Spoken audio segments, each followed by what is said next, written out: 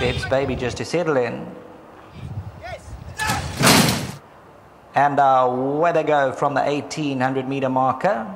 Roy's Doctor just dropping anchor in the early stages. Hero and Super Suitor both responded very early, the first two. Delavera's there in that third position. BEV'S Baby's just off them. There's no real speed in the early part. Bewitcher's at the rail, the Blue Silks. Rudolphine's around them, red sleeves and cap. Roy's Doctor on a double rein towards the outside as they're just inching along. Pious Ride settles towards the inside, 8 lengths off them. Right Royal Catch is the trailer. Super Suitor settles into a rhythm by 3 parts of a length. Delavera gets up to be second. Heroes at the fence in third, followed through by Bewitch. BEV'S Baby has a shadow roll and races 3.5 lengths off the tempo.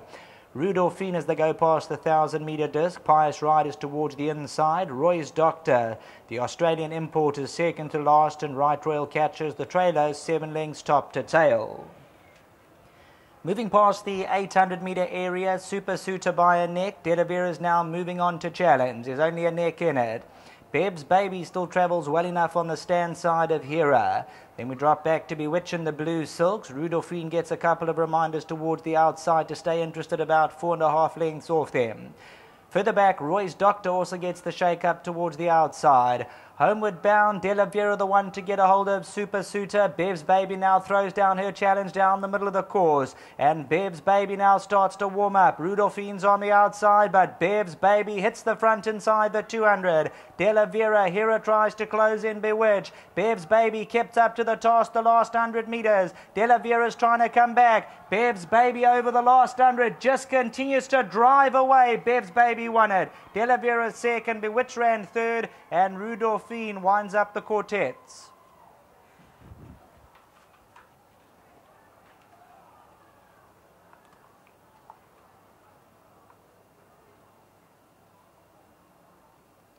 Number 1, BEV'S Baby hits the front. Delavera just swishing the tail over the last 100 meters. And the daughter of ravishing BEV'S Baby, we heard all from Paul Gatsby. Thanks very much for his comments. And she'll just prevail by about a half a length as they go to the line. Kept up to the task by jockey Sean Cormack. She moved up coming to the 300-meter marker and then just had to be kept interested the last furlong and beats home Delavera, who shows the good improvement back in second. We heard from Frank Robinson expecting a much better run. Then came Bewitch and Rudolphine. This was not the strongest of lineups. Super Suitor, Roy's Doctor, and Hera downfield. 300 to go, BEV'S Baby, she came forward under the hands, and then as soon as she hit the front, she was just asked upon for maximum. And you'll see Sean Cormack now gets the sabre out in the right hand, gives her a couple of reminders. He now changes the whip to the left hand just to try and extricate that little bit more out of the daughter of ravishing. She's out of the Jalad mare, Royal Gate, and she will oblige here at her 9th attempt. Number 1, BEV'S Baby, Paul Gatsby, and this is bred by Mr. and Mrs. Clarkin, T.A. Clarkin Thoroughbred, owned by Messrs. Ramsamy, Mudley, Ramsamy and Katzfinkel. Back to the studio.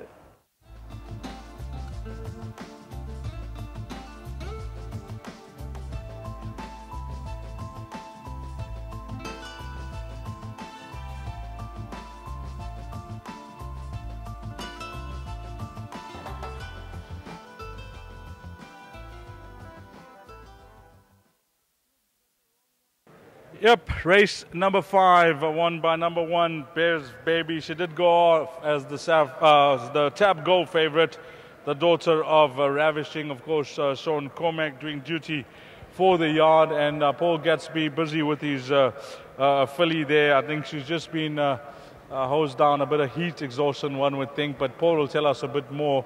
And all the connections here on course, all getting their photos taken with Anita, who's now waiting to take the main one with the winning connections getting interviewed. But Dr. Katzfinkel, one of them.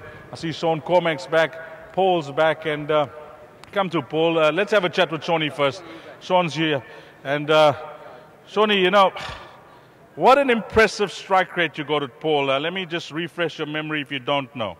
It'll now go to 23 rides, 11 winners, and taking that strike rate to 50%. That's the highest strike rate that a jockey and trainer have in the country. Yeah, it's a phenomenal combination that we've sort of struck up, and you know, the beauty of it is that I think Paulie was going to run this filly against the Colts, which was the race before, and he was going to put claiming on, which would have been the right thing. And I looked at this fillies race and I phoned him and I said, please, Paulie, please run her in the fillies race. I said, I think she'll win it. And he obliged, you know, and he does. He takes a lot of info and he uses it, doesn't use it, but most of the time he uses it to his advantage. There were concerns when he was interviewed in the parade ring that there's a bit of virus going around and she may not be 100%. He thought a win would be a bonus, and I think that's the way you rode her in the race. I think the virus was he went on holiday. Him and Beth went on holiday. Sure. And all of a sudden there was a virus. You know, when they were there, the horses were rolling. And they took a short break, which they fully deserved. And now they're back, and now the horses might just take a run or two to get back to their best. But they know what they're doing, and, you know, as I've said, you know, I'm very fortunate that they use me when the horses are obviously at their best and in the right races. I'm very fortunate that way. But as you said earlier, you know, we've got a phenomenal combination, phenomenal strike rate. And, you know, as I say, I'm glad that they're back now. Before you leave us, you like anything else later on? Oh, Dees, I thought this and Legend Fighter were my two standout rides. I thought, you know, Legend Fighter, he was very, very out at the weights with the winner. And then this filly, I thought she was my next best, if not my standout ride in comparison to the fields. So my last two rides, I think, you know, we just hoping that Roy's Jet can just maybe find his best form. He was a little bit intimidated last time. He had two little half sort of checks up the straight. So I'm just hoping that he puts in his best effort tonight. And the filly at the back, you know, she's just come out, you know, winning a maiden, and you know, it's never easy. Thanks for that, Shawnee. Keep it up. Thank you very much. Thanks to the guys. Lovely. Sean Cormack, come to Paulie.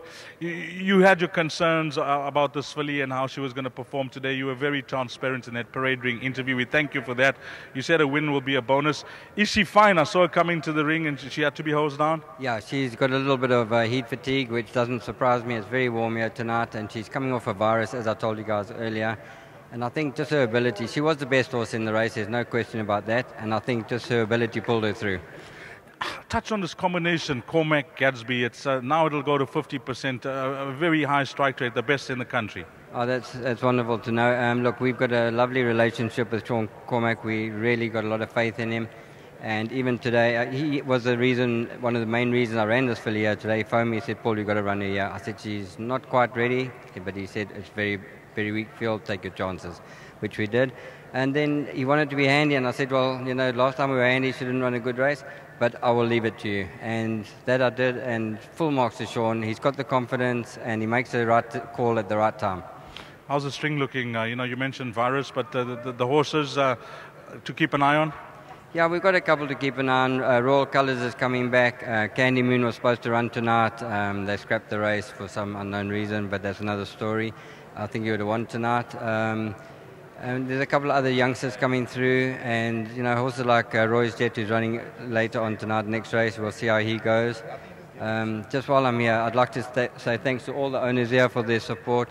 And this win we'd like to dedicate for one of the owners who passed away a little while ago, Pat Moodley, and all the best to his family. Thanks for that, Paul. Okay, thanks. See the docs here, Dr. Cat Bringsel. Come to gents, the first time I meet them. Come to Doc, let's have a chat. Well done, guys. Thank you very much. Filly was, there were concerns from Paul, but nice to see her pull herself through. Well, I think she had a good rest, and that made the difference. And yeah, we excited about the finish that we had today. Nice bunch of guys. I see all of you having fun in the ring. Yes, we did. We actually, for the first time, all four of us owners are here today. So I think that was the lucky omen. Well done to you, sir. Yeah, thanks. I just want to add to what Coveland said, that this horse here was my late dad's one. And I just wanted to tell you that to my family, to everyone out there, this one's for you, Dad. Well done, Doc. Yeah, thank you very much to Paul and Beth for all their hard work. Sean Cormac, winner number 47. And I'd just like to say my mother was here with same jurisdiction winning the Flamboyant, and she's here tonight again. So she's our lucky charm. Well done. The last word from you, sir. Excited with the win. Well done to all the guys here. Nice to have them all on course. Number 1, BEV'S Baby, beating number 7. Back in third was number 6, and rounding off your quartet 5. 1, 7, 6, and 5. That's your result. Race number 5.